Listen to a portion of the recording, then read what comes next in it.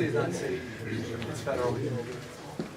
Maybe it didn't say GSA, maybe it's GSA is the General Service Agreement, that's federal government itself. yeah, no, maybe I have the wrong three letters.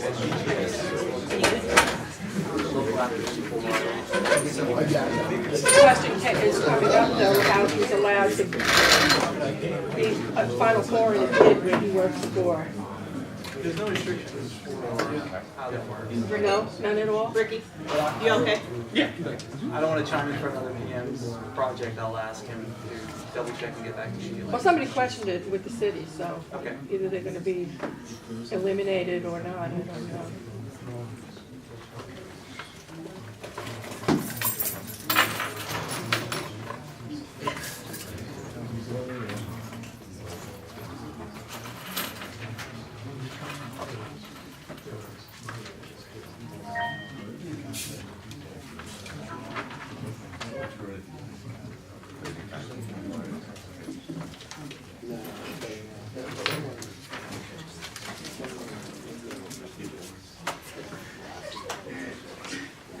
We need to start. Waiting on you, Judy. Good evening. Good evening, ladies and gentlemen. It's working. And welcome to the March 4, 2014 meeting of Advisory Neighborhood Commission 6E. I am Alexander A. Codberg, the chair. Commissioners, I would call your attention to the agenda as distributed a few moments ago. There were a couple of additions to the agenda that I emailed you about earlier. I would entertain a motion to approve the agenda after we do the roll call. Madam Secretary. 6001, Present. 02, Here. 3, Here. 4, here, 5, that would be me, 6, 7. We have a quorum, thank you very much. And again, I would entertain a motion to approve the agenda. So are you talking about the additions? We can. Specifically, item number 6, at 1535 7th Street Northwest, is an addition from the preliminary agenda that was previously distributed. The Board of Zoning Adjustment has granted this applicant an accelerated hearing date, which is the reason for the addition to the agenda. And it's an application to add 23 seats to a coffee roaster and cafe. Do they have something in writing that says they were accelerated? Because I can't believe the city accelerates anything. I don't have it in writing, but we're on the schedule for next Tuesday. So believe it or not, we also have a zoning commission hearing that was granted a hearing in less than 2 months. So they are doing something different down at the zoning office. I'm not quite sure what it is, but I guess we'll find out if what you want. Moving down to number 11, this is related to a request for an increase in Sunday diagonal parking hours on the 1200 block of 6th Street Northwest on the west side. That we've been advised is being studied by VDOT.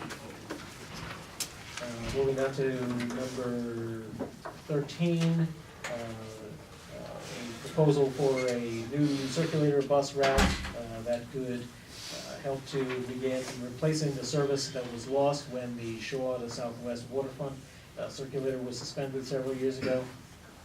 And then a community impact statement for the sentencing of Kevin Long on gang-related drug crimes. I'll be honest, I'm okay with the parking, United House of Prayer, because we've known about that, and I actually have feedback from the community. But I don't know about the bus one, and I don't know about the coffee shop one. So I mean, I just don't have any feedback. Not that I'm against it, but I don't feel comfortable enough voting on it tonight. Okay. So is there a motion to approve the agenda as printed? So moved. I'll second it. All in favor signify by saying aye. Nay. Aye. Nay. let's do it by a show of hands so we can try to sort it out. So we've got 2 yays, nays, Nay. 3 nays. So therefore, the items on the agenda that are proposed to, we will not move forward on any of the new items. We will go with the agenda as previously printed. So if you're here for either 1535 7th Street Northwest, 1200 block of 6th Street West Side, or the proposed circulator or bus route, unless you want to hear other matters, you may now depart because we will not be hearing your cases this evening. Thank you very much. As usual, we first will hear from the Metropolitan Police Department. We have officers present.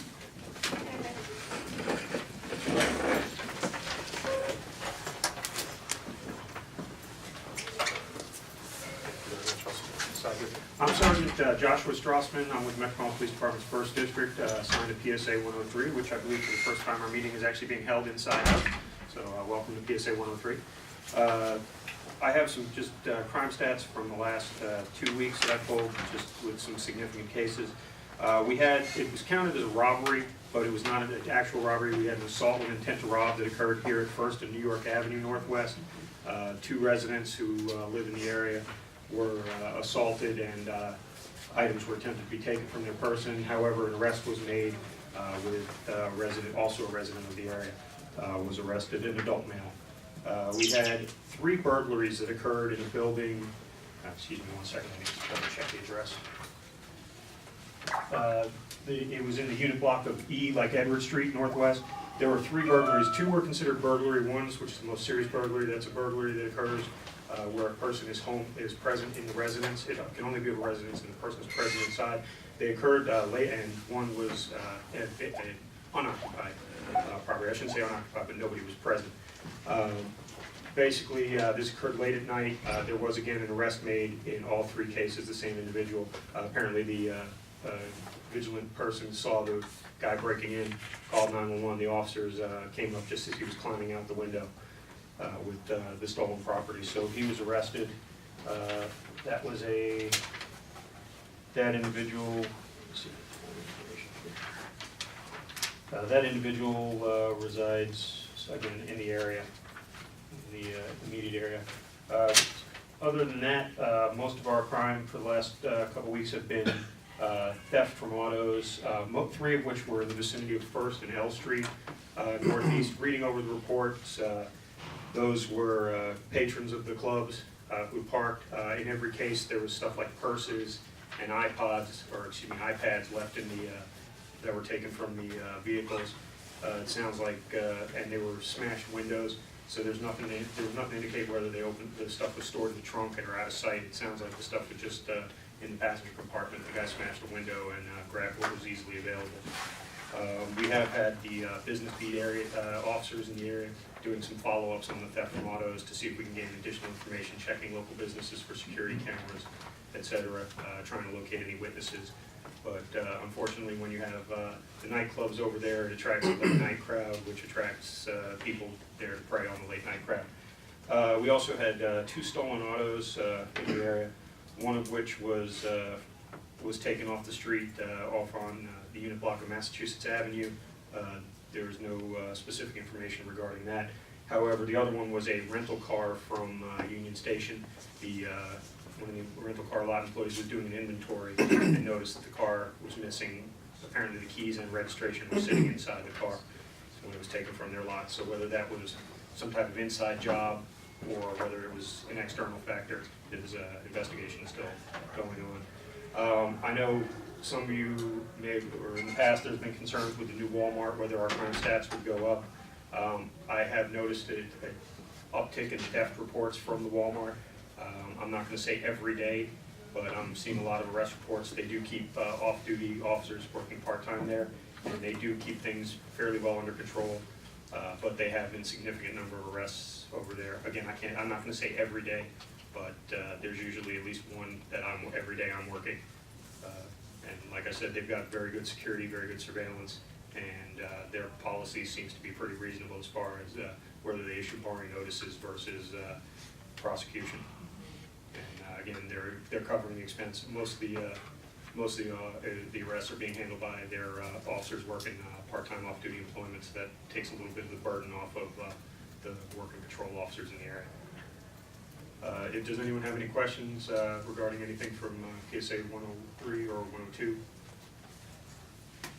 So what was the thing with the security officer in Source Court? I mean, I know you guys sent me a little bit of. Right. Right. I don't have too many details, as I mentioned to you last week. Yeah. I've been on desk duty for the last couple weeks, so I have been a little bit out of touch. It's my understanding that there was apparently an incident where the security guard, or excuse me, the armed SPOs in Search and Court felt in fear of their lives and felt the need to discharge their weapon for their safety. I don't know the exact details. I can follow up and see what information we can give you. That is being investigated as a use of force by the, I believe, the Security Officers Management Branch, who would handle the investigation of any use of force by a certified SPO. In addition, of course, they'll be supported by the Criminal Investigations Division and and district detectives if needed. But no one was hurt, right? Is that right? As far as I'm aware, there was one person injured, and that was a suspect. But I don't believe it was a life-threatening injury. And I apologize for not having more information. No, no. I sort of heard about it, but I got notified of the meeting at the last minute and didn't get a chance to pull all the data. I was alerted by the immense amount of helicopters. Yeah, I can imagine. Yeah. Anyone else have a question? I'll also stick around for a couple minutes if anyone wants to approach me about something I want to bring up in front of everybody. Thank you. Thank you. Thank you so much. And I guess we don't have any representation from 3D, so we'll move on to New Jersey Avenue and K Street Northwest. At last month's meeting, at the very end of the meeting, it had come to our attention that there was a desire on the part of representatives from the Walker Jones Education Campus to present to the commission related to the impact on the farm that has been an integral part of the school's educational mission for a number of years. And because we were short on time, we were not able to hear that presentation. So first we'd like to hear the presentation that was supposed to be made last month, and then we will hear from a representative from the Deputy Mayor for Planning and Economic Development about the redevelopment of the site and plans for an interim farm. So we can have the representatives from the school come forward.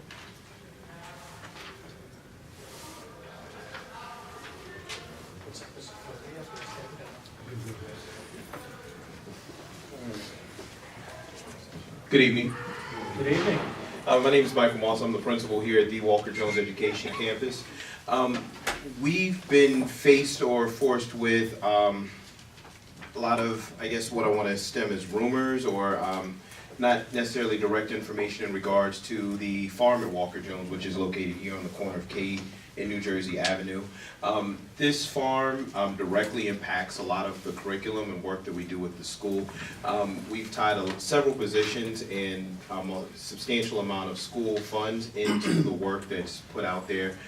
We've hired 2 positions at the school with the farm and what goes on with it. We're working to increase and develop our science and health curriculum with the work that goes on the farm. We're also using it as a way of selling the school to a lot of families in the area in regards to a lot of our autistic students who come in and they can work, and I don't want to get into specifics, as far as tactile hands-on learning, which really helps with their development and learning. And as of right now, we're not sure as a school what direction the city is going in with reclaiming the land for development.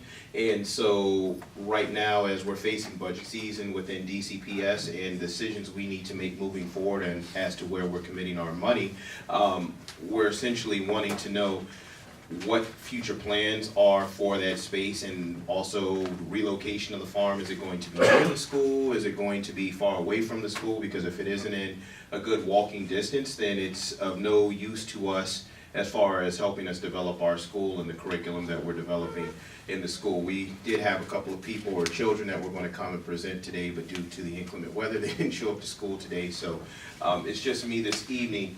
But essentially, we're seeking to get some answers and some direct answers as to the future of the farm and that land this weekend. We do have a Community Action Day.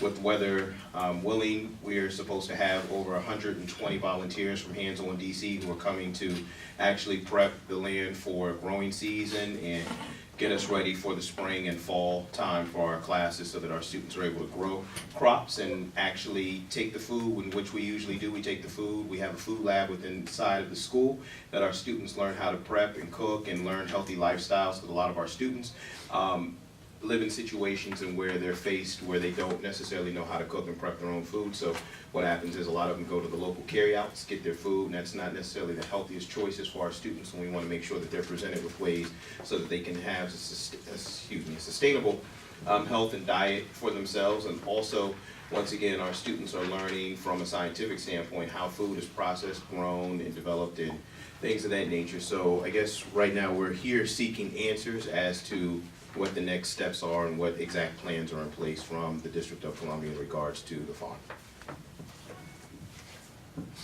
Any questions from the commission for the principal?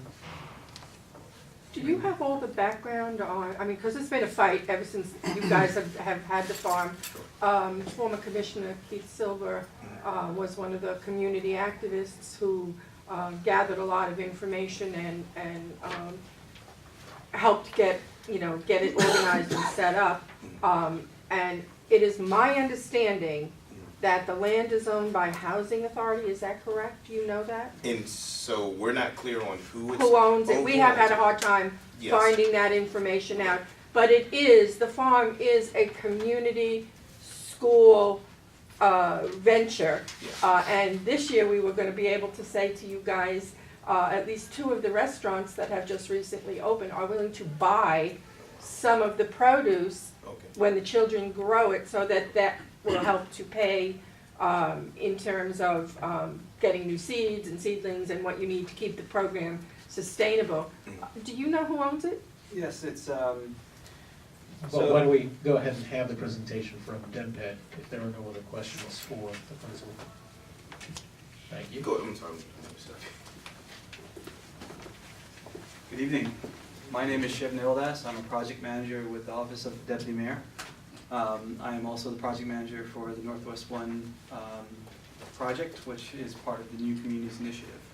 New Communities Initiative, something that the city initiated in 2005. Northwest One was the first neighborhood that was part of the initiative. And it consisted of parcels that are bounded by North Capitol Street, New Jersey Avenue, K Street, and essentially it's close to M Street. New York Avenue is what it's written into the legislation. The various parcels that the city owns, including where the urban farm is currently located, are essentially controlled by the district government, and there are different agencies within the district government. DGS it's the Department of General Services. They manage city-owned property, but the programmatic control, which determines what the uses are going to be, is controlled by the Office of the Deputy Mayor, and that's true for the urban farm as well. Honestly, this is the first time I've ever heard Principal Moss or anyone tell me what agreement, arrangement DCPS has with the farm itself. I reached out last year to find out because there was no existing agreement in place with anyone, not with DCPS, not with Walker Jones Education Campus, not with an individual, for how this farm is being operated. As a result, it's an open liability issue for the city. Someone gets hurt and injured on the farm, the city's liable. So ultimately, we will have to take measures in order to mitigate that liability for the district, and it will benefit the community as well, because it makes sense to have a sturdy hours of operation and structure in place so that the community can access the site as well as others. Right now, there doesn't seem to be a set structure in place. It's controlled, I don't know if it's individuals at DCPS or if it's others, but my research into the urban farm essentially left as many questions as anything else. And when I reached out to find out more information, it was taken as the city's taking back the urban farm from the community and displacing it, so that, you know, we're doing away with a great community. That's not our plans at all. What we were trying to do was to figure out what exactly is going on there, so that we could integrate it into our redevelopment plans. And that's exactly what we're going to do. Our solicitation for the Northwest One project is going to be done in 2 phases. Phase 1 is going to be for the parcels that are closer to North Capitol Street, behind the new Severna buildings. Phase 2 is going to be everything that's on the former Walker Jones campus. We've discussed with DCPS Central, and the plan of action going forward is to put out a solicitation to have an interim operator on the site. We will put programmatic dollars there so that we could get the insurance issue covered. We can have a sturdy schedule so that the community can access the site on a more regular basis, and that it becomes integrated into how the community uses it, because right now there's not really any set structure. When the development occurs, we're going to ask respondents to include an urban farm component in their redevelopment as a public amenity. And we're going to ask them to do it as close to the campus, to the current campus as possible. I don't think it's going to be on the corner of New Jersey and K Street. I think it'll be closer to L Street. I just can't say exactly where, because we haven't created a solicitation, and we don't know ultimately what the respondents will say. So that's our plan of action right now. We're not, the farm isn't going away tomorrow. It's not going to go away in a month from now. It's going to take some time before we can have a development team in place. So in the interim, that could be 18 months, that could be 2 years. It's going to operate, but it's only going to operate with someone that's hired and insured, and has a set of procedures in there so that the community could actually use it.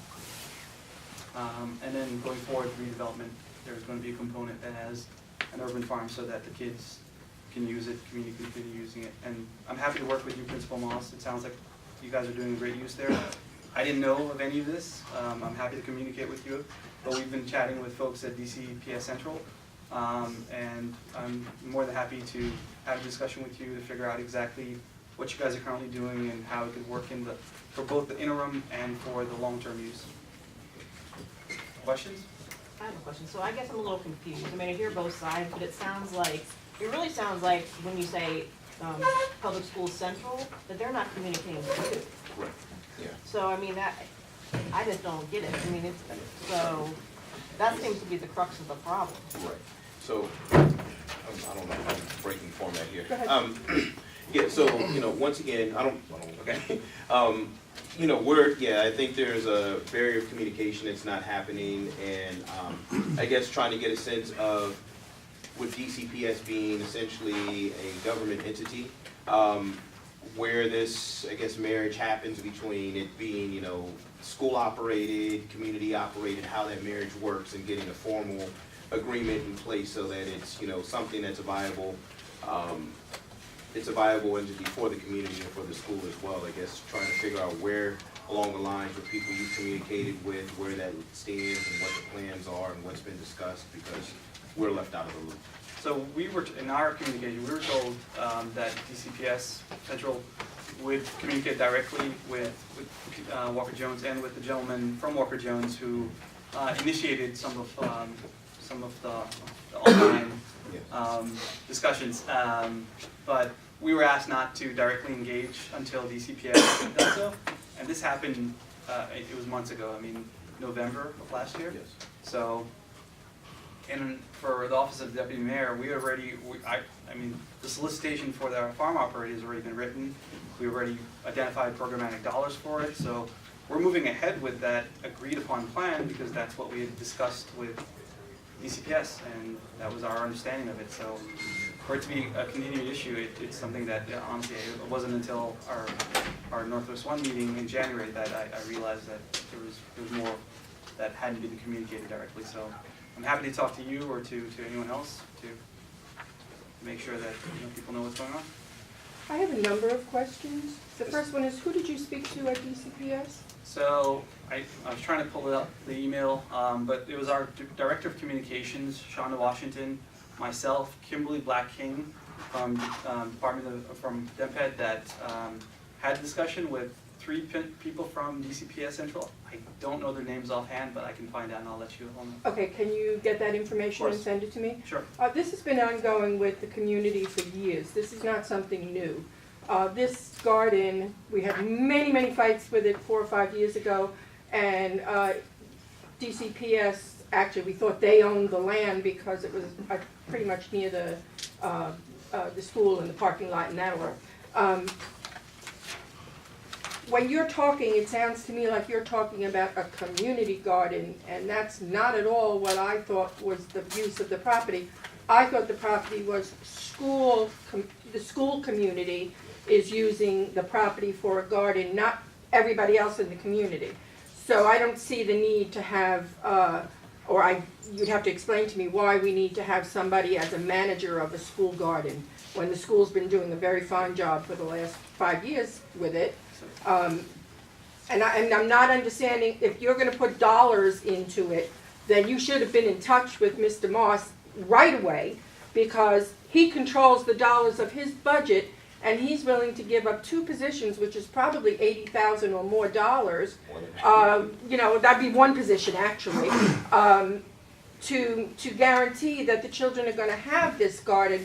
And having worked for DCPS and having understood the budget process, that money disappears if he doesn't use it for what he says he's going to use it for. So if the city is putting in dollars to help this happen, I'd like to know how many dollars exactly, and if there's still time, Mr. Morse, for you to reroute your money so that, okay, but I mean, if they're going to pay for it, then you can take that money that you have allowed for that and use it in some other way within your school. Is there some way we can get a lot more information from? So this is a little confusing to me, partly because the way it was presented to me, the urban farm was a community amenity. It wasn't just DCPS. That's the way Mr. Himley and others from DCPS had presented it to me. It's not just a DCPS function. The reason we're proceeding forward with making it a community amenity was because of some of the concerns that was raised, that it was more than an extension of DCPS, of Walker Jones Education Campus. It was part of the community, and it was a valuable part of the community. So the reason we're moving forward with that track was that's what we heard. I'm hearing something different today, that it was a component of DCPS, of this Walker Jones Education. This is the first time I'm hearing that. I'm happy to talk to you about that. Actually, that's probably easier for us to integrate into something, especially for the interim and for the future. But this is the first time I'm hearing of a DCPS specific use. It's always been presented to me, it's been presented to the public that this is a benefit for the surrounding neighborhood. So, Volunteers in the community have helped to prep the land and help get everything started for the school, but there have been no community plots as far as my understanding goes. So it is totally a DCPS farm. that's, again, this is the first time I'm hearing this. I was told, and some of the correspondence I've seen, Mr. Helmy represented that it was more than just the DCPS utilizing that. On the weekends, that the community comes out and helps farm and utilize it, grow crops and do other things. But if it's a DCPS function, I'm sure that our department will gladly work with you to make sure it's part of DCPS. And I don't want to misrepresent the land, and I want to be clear on. So it's people from the community have come and volunteered on the land, but it's been operated and funded by DCPS Yes. money, and also a side fund that was created by a former employee of DCPS, so. Again, he's Yeah, no, I represented think you've that been it's getting some been- misrepresented information, I guess you and I can talk. He was this. alone, the only person funding this, he never represented that DCPS paid for anything. So that's what the information I'm working off of. Right. I'm I think happy- you guys we really can need talk. to sit down and Yeah. talk and forget We'll talk. central office, because they don't Well- really communicate with anybody until you gentlemen get something ready for them happy to to see. chat. We will, yes. So, Mm. are there any further questions? Did I address the concerns? I mean, I'm happy to chat with them. Yeah, no, The programmatic dollar, it's something that we, we work from the capital budget, we have to identify a source of funds, and that's what we did. I don't know the exact amount, but I can work with you to figure that out. okay. Thank you. Can I get your business card, please? Sure. It's actually, I'm glad that the commission was able to bring parties together so that we can get some clarity and make sure that the resources that are needed to be able to continue this excellent program are available. Moving on to 1031 4th Street Northwest, this is a request for zoning relief to construct a 10-story residential building. And representatives come forward.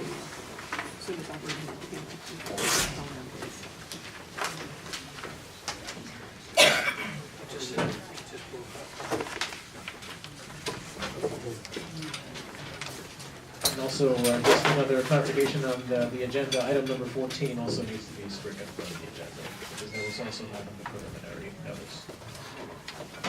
Copies of the plans.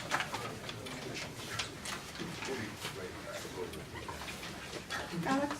Alex? Let us pass those on. If time permits, we could go back to these, but I think because we end up having people who are not able to speak up and speak out. Well, we also dismissed parties that were here, so. Why don't you? Where do you want me to be? We got a long microphone cord. Okay, all right. So I'm okay here? Why don't you go? Thank you. And Hi, members of the commission and the audience. My name's Chip Glasgow. I'm with the law firm of Holland and Knight. Here with me this evening as part of the development team is Chico. Chico Hoard. Chico Wood. Blue Sky Housing. And then we've got Rich Ward, who's also part of the development team.